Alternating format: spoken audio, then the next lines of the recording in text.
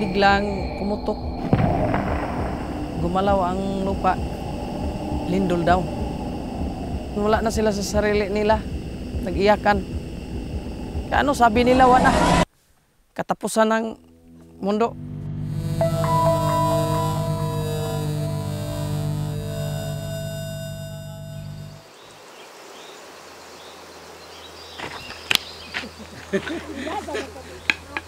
Ang mga tao, nakabalik-balik na, konti lang. Hindi pa yun lahat na nakabalik sa nila, pang hanap buhay. Yung mga sapa, nabiyak, wala ng tubig. Yung mga balon namin, wala ng laman. Naiiwan ng tubig sa daanan ng liki. Sabi ng taga-Pibox nagpunta dito, huwag na kayong mag-alala. Hindi na daw babalik yung malakas. Sabi ng taga-Pibox, wala ko nung delikado sa mga taong na nakatira dito sa barangay. Pero ang ibang mga tao, natakot pa rin pag bumabalik sila sa bahay nila. Kasi, malapit lang ang fault line.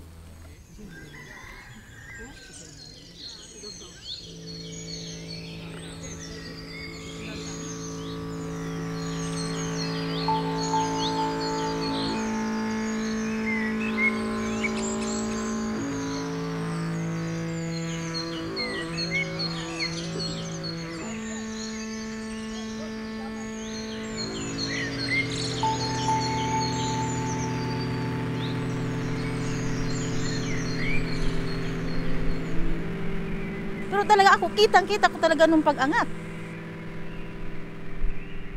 Dito yung ito yung umangat, biglang umangat, bug! Pag sabi nga nun, ito yun lahat, umangat.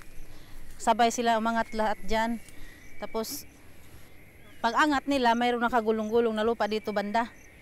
Ito yun ang fault na, ito yun pala ang fault na tinatawag na fault dito banda. Sa mga pangyayaring yun, parang kala ko hindi na ako uuwi dyan sa amin eh. Kasi nga, natatakot ako. Kung hindi nila sinasabing safe ka na dyan, okay ka na dyan, hindi talaga ako babalik sa amin. Kahit na sinasabihan kami na safe na dyan, may takot pa rin. Mayroon pang aftershock. Pero sa araw, hindi lang namin mapansin sa araw. Pero sa gabi, mapansin namin yung may aftershock pa.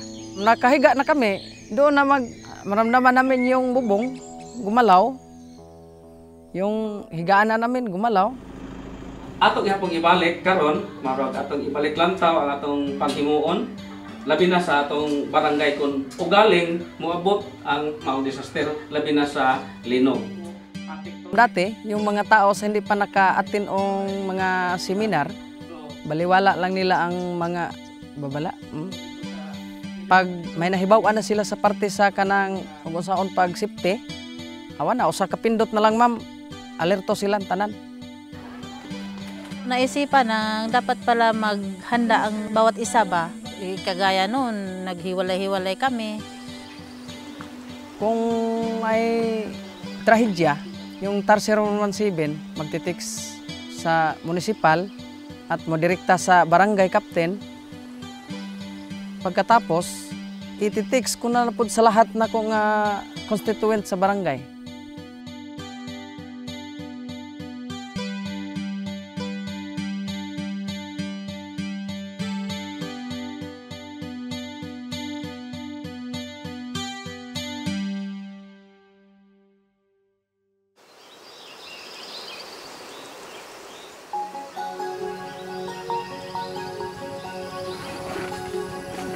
Dapat talagang paghandaan yung mga sako ng parating, di lang naman lindol.